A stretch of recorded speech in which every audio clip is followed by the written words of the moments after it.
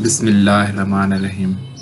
السلام علیکم دوستو، میں ہوں علی رضا اور آپ دیکھ رہے ہیں روح انسان۔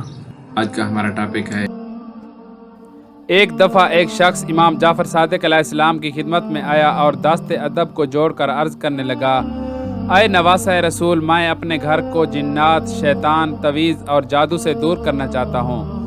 بس یہ کہنا تھا تو نواسہ رسول امام جعفر صادق علیہ السلام نے فرمایا، اے بندہ خدا، تم اپنے گھر میں کبوتر پالا کرو، کیونکہ جس گھر میں کبوتر ہوتے ہیں اس گھر سے شیطان، جن بھاگ جاتے ہیں۔ کبوتر کے پروں کی آواز جنات کے بچوں کو دور بھگا دیتی ہے، اور کبوتر ہر وقت اللہ کا ذکر کرتے رہتے ہیں اور محمد و آل محمد پہ درود بھیجا کرتے ہیں۔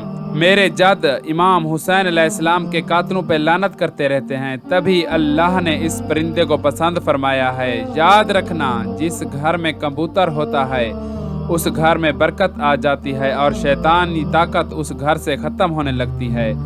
تو اس شخص نے کہا، اے نواسہ رسول، میرے لیے کبوتر پالنا مشکل ہو جائے گا۔ تو امام جعفر صادق علیہ السلام نے فرمایا، اے شخص، ایسی جگہ پہ جایا کرو جہاں کبوتر موجود ہوں، ان کو اناج کھلایا کرو، ان کے لیے پانی کا اہتمام کیا کرو، اللہ کے کرم سے تم شیطانی شر سے پناہ میں رہو گے۔ دوستو، آج کی ویڈیو بس یہیں تک تھی۔ امید ہے آپ کو پسند آئی ہوگی۔ اپنی رائے کا اظہار کمنٹ سیکشن میں ضرور کیجیے گا۔